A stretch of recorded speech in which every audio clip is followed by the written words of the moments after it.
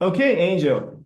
I know that you're a Marine and most of your clients are veterans.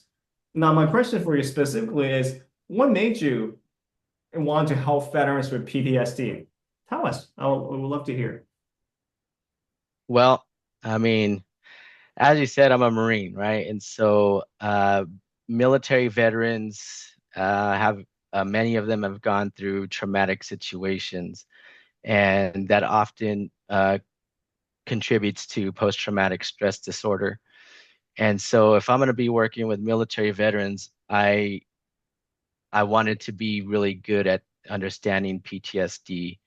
And so during school and even on my own time, I've studied post-traumatic stress disorder, um, and I've been really passionate about the topic. Even my own experiences, have gone through some things like that, and so motivation to learn about it, help myself, help others, has been one of the biggest things that has motivated me to help veterans with PTSD. That is great. I mean, that's like I don't want, nothing's perfect in this world. I don't want to say perfect, but that's like a very natural flow where you've experienced it now, you've experienced it before. Now you want to use that same experience you had to help someone that uh, experienced the same thing or similar to what you experienced. I like to always play the devil's advocate, right?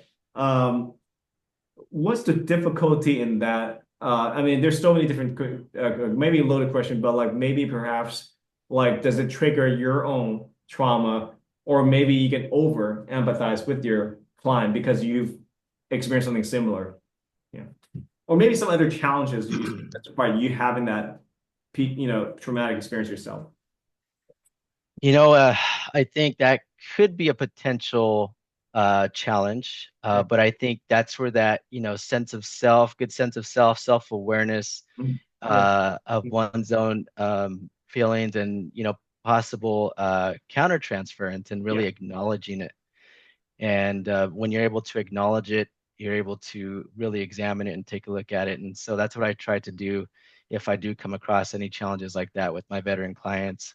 Um, but at the same time, I try to also use that as a strength Mhm. to tap into my own experiences and potentially, consider or share options or perspectives that the client has not considered.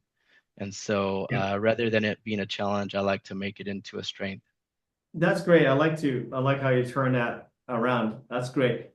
And talk about challenges. What challenges have you, or even obstacles have you faced in helping clients with PTSD? It could be something common, or if you have a specific example, some of the challenges with what clients, veterans specifically with PTSD, that you as a therapist has difficulty helping them. I think sometimes clients that may have diagnosis of PTSD may be in denial Oh, of a mhm. mental health diagnosis or may be avoidant of seeking mental health services, and so uh, they may not be too open to services or therapy at first. But I think that's where that again that sense of self, using my background and my experiences to develop that deep connection and relationship with the client has helped overcome some of those challenges. Basically, what you're saying when you say deep connection, that's rapport that you build, so they hopefully will let the guard down so that they will perhaps not saying they will just listen to everything you say, but like consider what you tell them to. Am I getting it correctly?